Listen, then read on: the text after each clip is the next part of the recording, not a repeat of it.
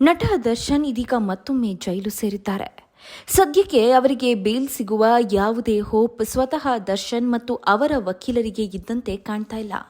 ಮತ್ತೊಂದು ಕಡೆ ವಿಜಯಲಕ್ಷ್ಮಿ ಅವರು ಪ್ರತಿ ವಾರವೂ ಜೈಲಿನ ನಿಯಮದ ಪ್ರಕಾರ ಫ್ಯಾಮಿಲಿ ಮೆಂಬರ್ಸ್ ಅನ್ನ ಭೇಟಿಯಾಗಲಿಕ್ಕೆ ಬಿಡುವಂತಹ ಟೈಮ್ನಲ್ಲಿ ಹೋಗಿ ಕಾದು ದರ್ಶನ್ ಅವರನ್ನ ಭೇಟಿಯಾಗಿ ಅವರ ಜೊತೆ ಸ್ವಲ್ಪ ಹೊತ್ತು ಮಾತನಾಡಿ ವಾಪಸ್ಸಾಗ್ತಾ ಇದ್ರು. ಆದರೆ ಇದೀಗ ಕಳೆದ 2 ವಾರದಿಂದ ನಟ ದರ್ಶನ್ ಅವರನ್ನ ಭೇಟಿಯಾಗಲಿಕ್ಕೆ ವಿಜಯಲಕ್ಷ್ಮಿ ತೆರಳಿಲ್ಲ. ಇದರ ಬಗ್ಗೆ ಸ್ವತಃ ದರ್ಶನ್ ಅವರ ಅಭಿಮಾನಿಗಳೇ ಬೇಸರವನ್ನ ವ್ಯಕ್ತಪಡಿಸಿದ್ದಾರೆ. ಇತ್ತ ದರ್ಶನ್ ಅವರ ತಮ್ಮ ದಿನಕರ್ ತೂಗುದೀಪ್ ಅವರ ಹುಟ್ಟುಹಬ್ಬವನ್ನ ವಿಜಯಲಕ್ಷ್ಮಿ ಫ್ಯಾಮಿಲಿ ಜೊತೆ ಸೆಲೆಬ್ರೇಟ್ ಮಾಡಿದ್ದಾರೆ. ಇತ್ತ ವಿಜಯಲಕ್ಷ್ಮಿ ಕೂಡ ಬಹಳ ಬೇಸರದಿಂದ ದಿನ ಕಳೆದಿದ್ದಾರಂತೆ. ಆದರೂ ಫ್ಯಾಮಿಲಿಯ ಒತ್ತಾಯಕ್ಕೆ ಮಣಿದು ದಿನಕರ್ ತೂಗುದೀಪ್ ಅವರ ಬರ್ತ್ಡೇಯಲ್ಲಿ ಭಾಗಿಯಾಗಿದ್ದಾರೆ.